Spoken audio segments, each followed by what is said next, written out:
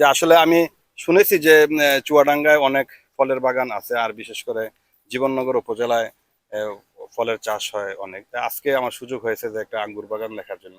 তা আমার আগে জানতাম যে বাংলাদেশে আঙ্গুর চাষ হয় ঠিকই, কিন্তু আমার ধারণা ছিল হয়তো প্রতি থোকায় এত আঙ্গুর ধরে, এটা আমার ধারণা ছিল। আমি ভাবছি হয়তো অল্প কয়েকটা ধরে, কিন্তু এখন আমি দেখে সত্যি অভিভূত হই যে আপনারা যদি দেখেন যে আমার তো মনে হয় বাজারে যে দেখি তার চেয়েও বেশি।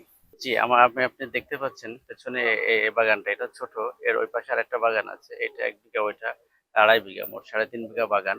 আমি গত বছর এই টাইমে, এর 2-1 দিন আগ পেছ হতে পারে, এই টাইমে আমি বাগানটা শুরু করি।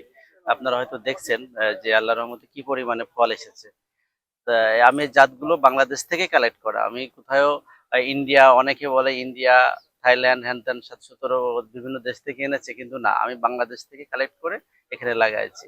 তা আমি আশা করি আমি যেটা আশা করছিলাম তার থেকে অধিক ফল এসেছে গাছে। দেখতে আসলাম, এসে দেখি যে প্রচুর আঙুর ফল, বাগানের পরিচর্যা যে এইসব দেখে খুব ভালো লাগলো আমাদের। এটা আমার চাচতো ভাইয়ের বাগান। আমরা এই বাগান পরিচর্যা করি। আগের বার আগের বার অল্প অল্প ফল এলো, আমরা খেয়ে দেখেছিলাম। এবারটাও ফল এসে প্রচুর। আশা করি মিষ্টি হবে, আমার ভাইয়া লাভবান হবে।